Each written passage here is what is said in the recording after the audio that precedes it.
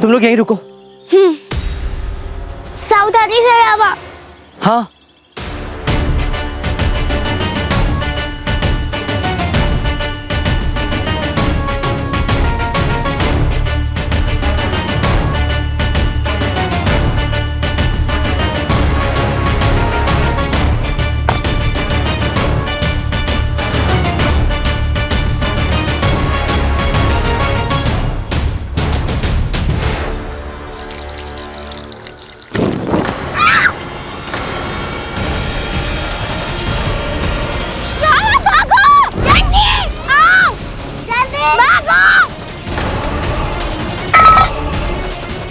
चलो चलो भागो,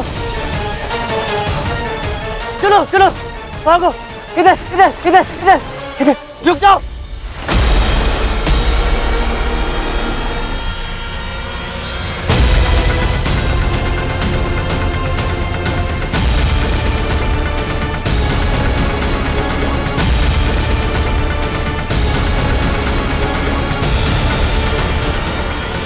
तुम लोग ठीक हो? हाँ।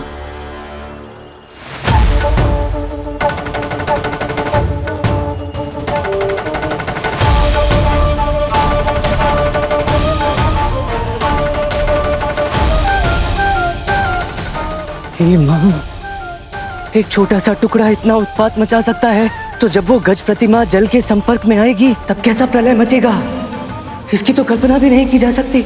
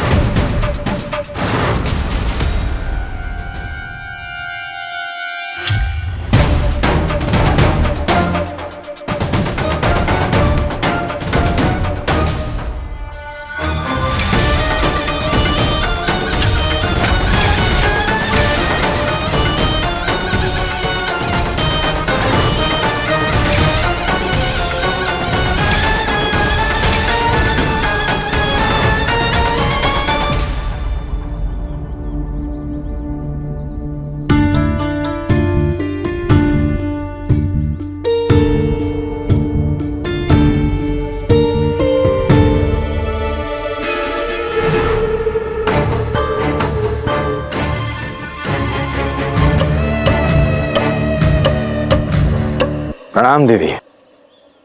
आप लोग खड़े क्यों हैं? विराजी है ना। वैसे आप लोगों को यहाँ देखकर हार्दिक प्रसन्नता हो रही है। परिचित हूं मैं आप दोनों से। पंडित रामा के परिवार है ना? ये उनकी पत्नी, हम उनकी पत्नी और ये उनकी अम्मा। वही परिवार जो आज के पश्चात नहीं रहेगा।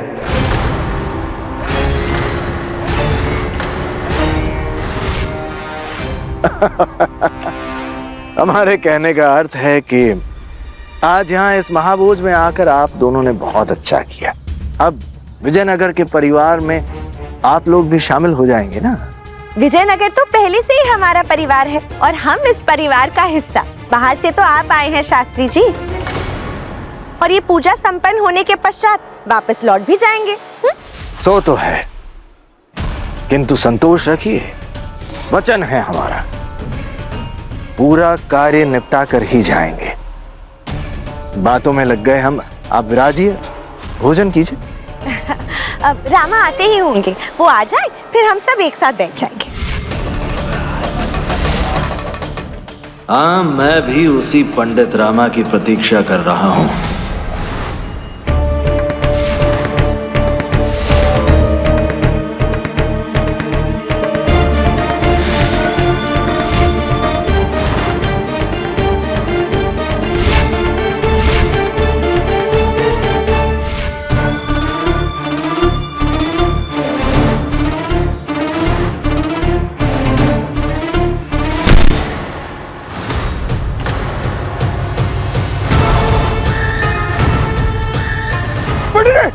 देखिए पंडित, कुछ लग गया पंडित।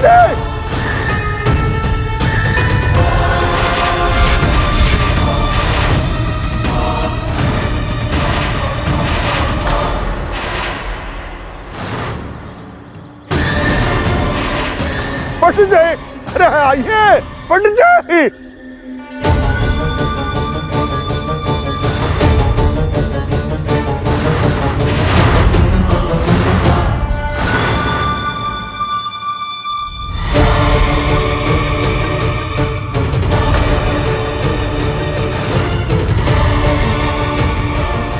वसंत वसंत वसंत अंत।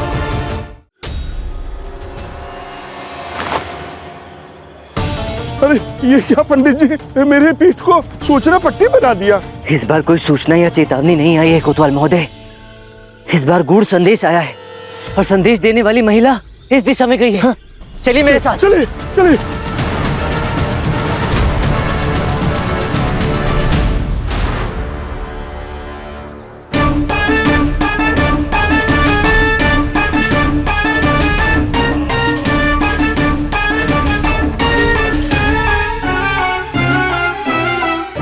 रुक जाइए कोतवाल महोदय। अरे पंडित जी, यहाँ क्यों बैठ गए? चलिए उस दिशा में चलते हैं, हम उसे पकड़ सकते हैं। नहीं। क्यों? अरे उसको पकड़ लिया तो वो हमें वास्तविक अपराधी तक पहुंचा सकती है। नहीं पहुंचा सकती, क्योंकि अब तक जितनी भी चेतावनियां हमें मिली हैं सभी बहुत गुप्त रूप से और अज्ञात परिस्थितियों में मिली हैं कोतवाल महोदय। चेतावनी देने वाला कभी भी सामने नहीं आया, किंतु इस बार चेतावनी देने वाली महिला ने हमसे छुपने का प्रयास ही नहीं किया, जैसे वो स्वयं चाहती हो कि हम उसके पीछे जाएं। अब ये सब का क्या अर्थ हुआ? हमें दिशा भ्रमित करना और क्या, ताकि हम एक छोटे से साधारण से मोहरे के पीछे पड़े रहें और खेल खेलने वाला अपना असली खेल निश्चित रूप से खेल कर चला जाए।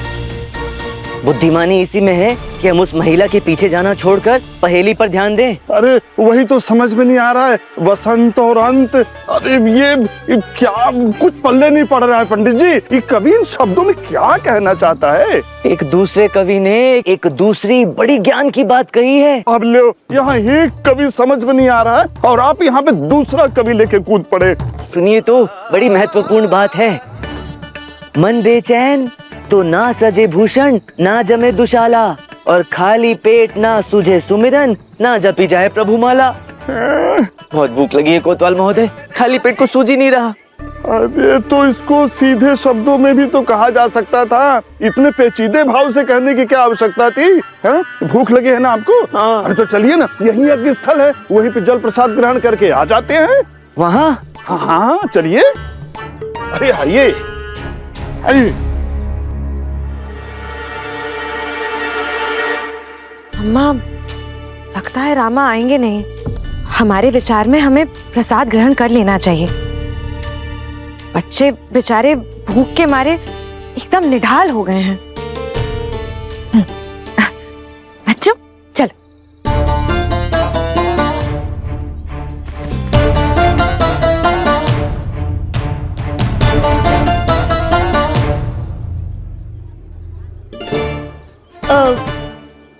देखिए, अर्थात रामा आ गया।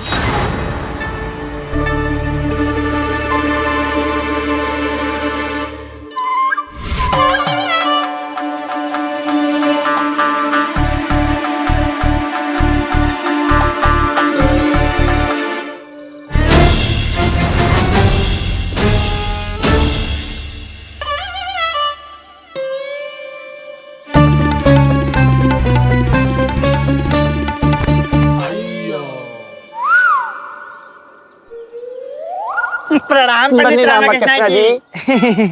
प्रणाम प्रणाम। गुरुवर कहीं दिखाई नहीं दे रहे। गुरुजी तो कल की मुकुट पूजा की तैयारी में व्यस्त होंगे ना। अगर हम उनके सामने आते तो हमसे ना गधा मजदूरी करवाते, इसीलिए तो हम यहाँ पे आके बैठ गए, ताकि हम उनकी नजरों से ओझल रहे। अधिक प्रसन्न होने की आवश्यकता नहीं है शिष्यों, मुझे पूर्ण विश्वास है वो यहीं कहीं होंगे।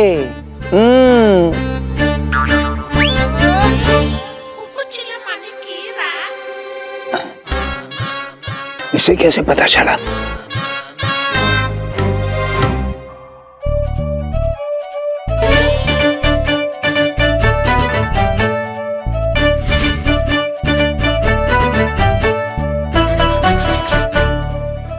आज पूरा परिवार एक साथ बैठकर एक साथ भोजन करेगा। बस एक और दिन। जी कल का दिन अंतिम दिन है ना यज्ञ का। फिर मेरी मनोकामना पूरी हो जाएगी और इस पूरे प्रकरण पर पूर्ण विराम लग जाएगा। उसके पश्चात उस गज प्रतिमा को लेकर आपको चिंता करने की आवश्यकता नहीं होगी। बिल्कुल सही कहा, हमें चिंता करने की क्या आवश्यकता। माँ है ना, माँ करेंगी चिंता। माँ ने हर बार हर विपत्ति हर कठिनाई से उबारा है, मार्गदर्शन किया है, तो सब देख सकती हैं। उनकी दृष्टि से क्या छुपा हुआ है, आगे भी वही मार्ग दिखाएंगी। जय माँ काली। अवश्य। तुम्हें क्या हुआ, खा क्यों नहीं रहे? खाओ।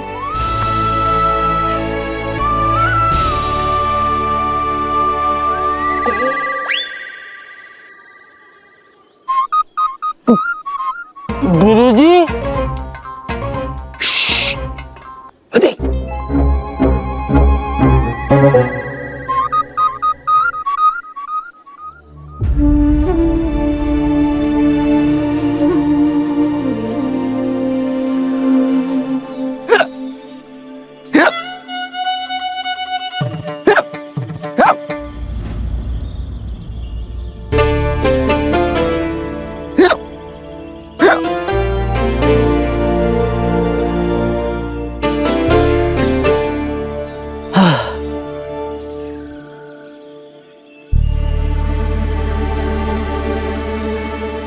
धन्यवाद। सुनो, इधर मेरी तरफ देखो। क्या बात है? वो कौन सी बात है जो इतने दिनों से कहना चाह रही हो किंतु कह नहीं पा रही हो?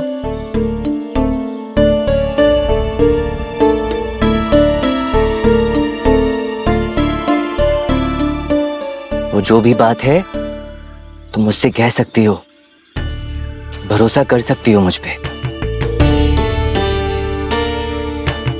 जानता हूं जब से मिले हैं तब से केवल चील कौवों की भांति लड़ रहे हैं। भरोसे का कोई संबंध बन ही नहीं पाया हमारे बीच। इसका मतलब ये नहीं कि मैं तुम्हारा शत्रु हूं, परवाह नहीं है तुम्हारी। चिंता लगी रहती है मुझे तुम सबकी, इसलिए कभी कभी कठोर होना पड़ता है ताकि तुम योग्य बनो, सभ्य बनो, लोग तुम्हारा आदर करें। नहीं चाहता कि फिर से लोग तुम्हें गलत समझें, तुम्हें अपमानित करें, तुम्हारा दिल दुखाएं। इसलिए जो भी बात तुम्हें विचलित कर रही है तुम मुझसे साझा कर सकती हो। बताओ क्या बात है? आप सही थे। किस विषय में?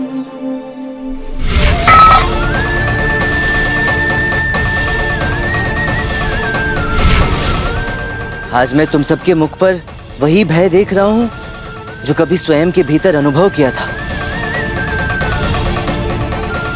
चलो, आज तुम सबको एक ऐसे स्थान पर लेकर चलता हूं जहां मेरा भय स्वयं भयभीत होकर भाग गया था। आओ मेरे साथ, आओ।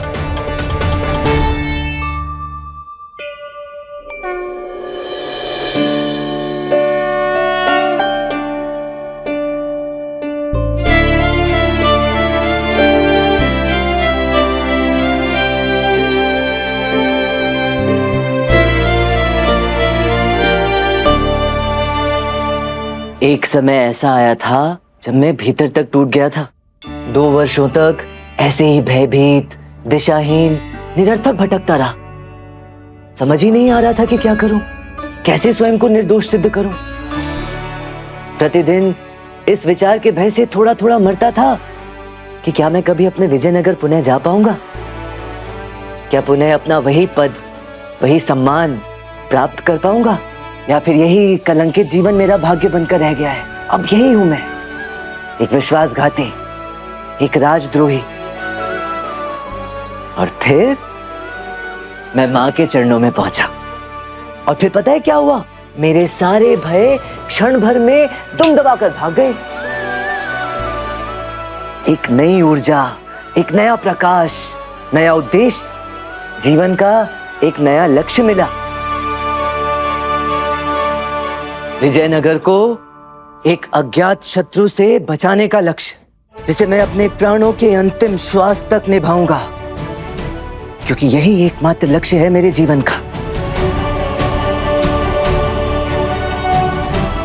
तो यदि तुम लोगों को लगता है कि तुम्हें ऐसा कुछ भी पता है जो विजयनगर की सुरक्षा हेतु मेरी जानकारी में आना आवश्यक है, तो मुझे बता दो। मुझ पर भरोसा करो, मेरा ध्येय केवल और केवल विजयनगर की सुरक्षा है और कुछ भी नहीं। तो बचा लो सबको, गज प्रतिभा सबको मार देगी, मार देगी। वो प्रतिभा नहीं, वो विनाश है।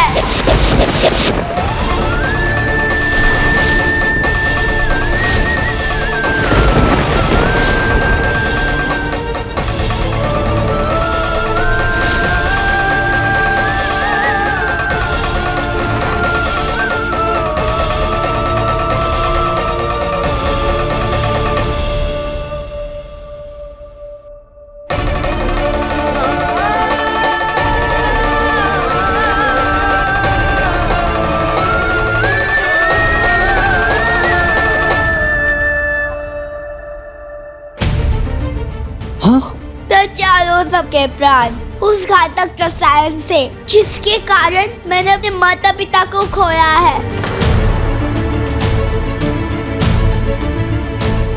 नहीं लक्ष्मा, किसी को कुछ नहीं होगा, तुम चिंता मत करो। कुछ नहीं होगा बच्चे, मैं हूं ना आप सबके साथ। और माँ है, माँ के आशीर्वाद के रूप में उनका सुरक्षा कवच है हमारे साथ। हाँ, तुम चिंता मत करो और पूरी बात विस्तार से बताओ।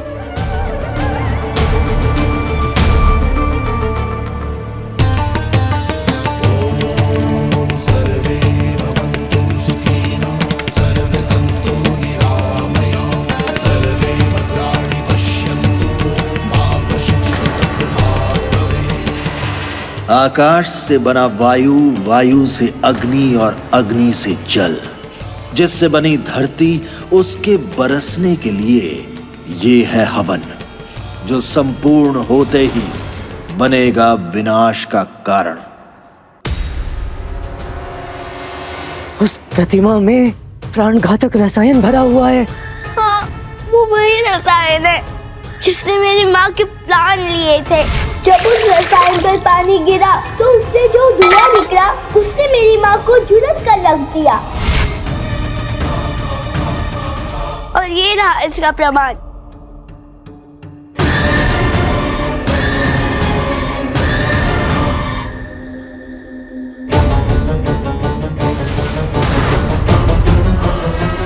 आपके आसपास ऐसी दुर्गंध नहीं आ रही जैसे ना जाने कितनी मूलियां मछलियां सड़ गई हो।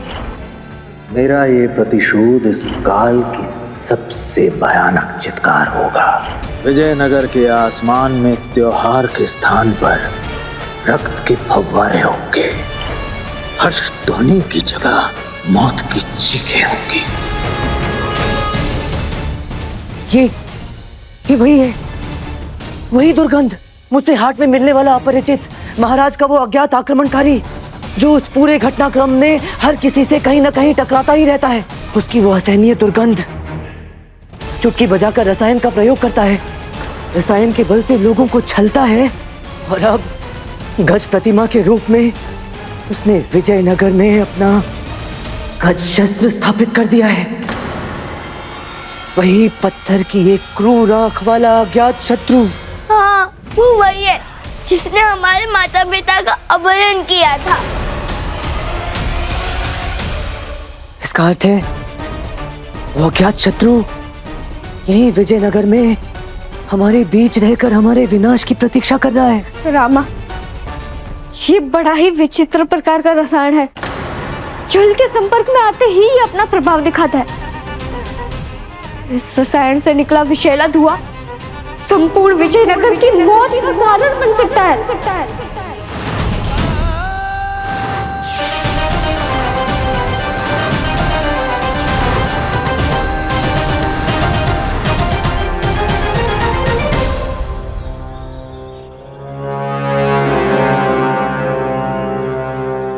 तुम लोग यहीं रुको। सावधानी से रामा। हाँ,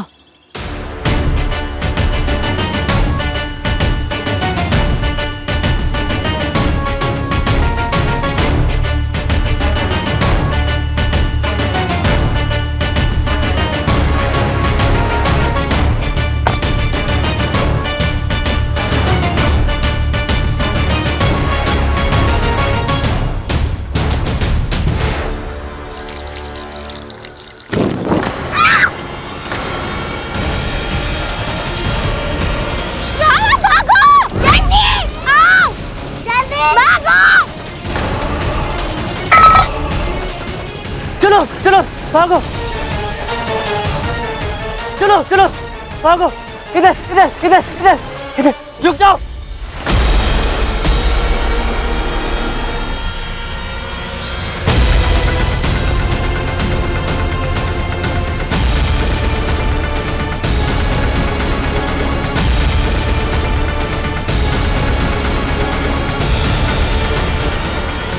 तुम लोग ठीक हो?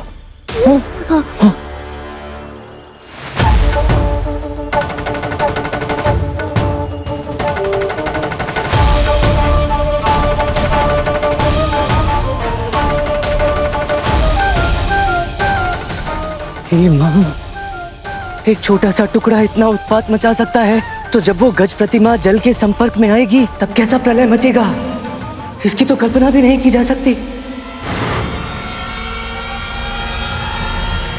बस महाराज, 108 आहुतियां शेष हैं।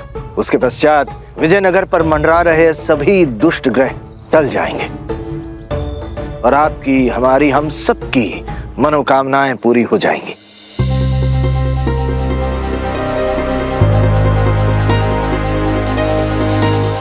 जैसे ही वर्षा की प्रथम बूंद गिरेगी, मैं यहाँ से दूर निकल जाऊंगा और उस रसायन के धुएं से विजयनगर वासियों के प्राण उनके शरीर से दूर हो जाएंगे।